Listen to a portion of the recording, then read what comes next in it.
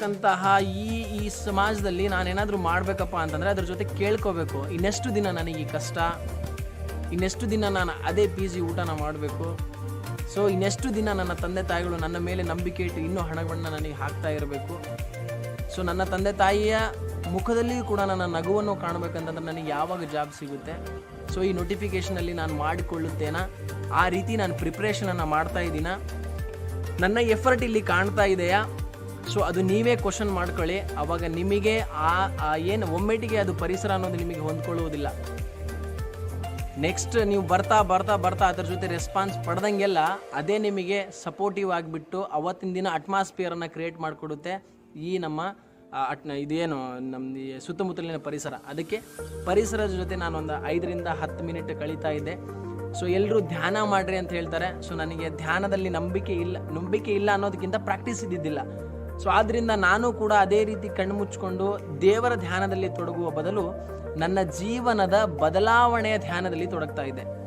ಹೇಗಪ್ಪ ಅಂತಂದರೆ, ಒಬ್ಬ ವ್ಯಕ್ತಿ ಹೋಮ್ ಆಗಿರ್ಬೋದು, ತನಗೆ ಇಷ್ಟವಾದ ದೇವರನ್ನು ನೆನೆಸ್ಕೊಳ್ಳೋದು ನಾನು ಫ್ರೀ ಆದಾಗ ನನ್ನ ಮೈಂಡನ್ನು ಫ್ರೀ ಮಾಡ್ಕೋಬೇಕಾದ್ರೆ, ಆದರೆ ನನಗಿಲ್ಲಿ ಫ್ರೀ ಬೇಕಾಗಿದ್ದಿಲ್ಲ, ನನ್ನ ಮೈಂಡು ಬ್ಯುಸಿ ಆಗಬೇಕಾಗಿತ್ತು.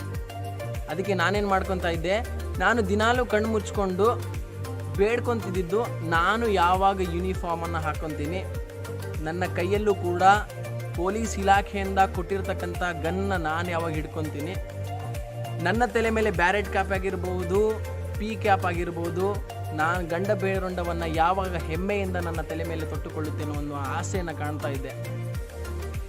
ನನ್ನ ಭುಜದ ಮೇಲೆ 2 ಸ್ಟಾರ್ ಬರಬೇಕು. ಸೊ ನಾನು ಈ ಸಮಾಜದಲ್ಲಿ ಕಾಕಿ ಅನ್ನೋ ಒಂದು ಖದರನ್ನು ತೋರಿಸ್ಬೇಕು. ಸೊ ನನ್ನದೇ ಆದ ರೀತಿಯಲ್ಲಿ ನಾನು ಸಮಾಜದಲ್ಲಿ ನನ್ನದೇ ಆದ ಕೊಡುಗೆಯನ್ನು ಕೊಡಬೇಕಂತೇಳಿ ದಿನಾಲೂ ಕನಸು ಕಾಣ್ತಾ ಇದ್ದೆ. ಸೊ ಆ ಥರದ ಕನಸನ್ನು ನಾನು ದಿನಾಲೂ ಕೇಳ್ಕೊತಿದ್ದೆ. ನನಗೆ ನೌಕರಿ ಬರುತ್ತೆ, ನಮ್ಮ ಅಪ್ಪಾಜಿಗೆ ನಾನು ಮಾತು ಕೊಟ್ಟು ಬಂದಿದ್ದೀನಿ, ನನ್ನ ತಾಯಿ ದುಡಿತಿದ್ದಾಳೆ, ನನ್ನ ತಂದೆ ದುಡಿತಿದ್ದಾನೆ ನನಗೋಸ್ಕರ.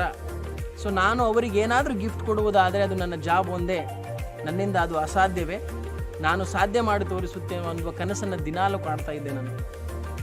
ಒಬ್ಬ ಮನುಷ್ಯ ಯಾವಾಗ ತಾನೆದ್ದು ಅಳುತ್ತಾನೋ, ತಾನು ಮಲಗುವಾಗ ಅತ್ತು ಮಲಗುತ್ತಾನೋ ಅಂಥ ಮನುಷ್ಯನಿಗೆ ತನ್ನ ಜೀವನದ ಅರಿವು ಗೊತ್ತಾಗಿದೆ. ಬಾತ್ರೂಮಲ್ಲಿ ಕೂತ್ಕೊಂಡು ಅಳ್ತೀವಿ.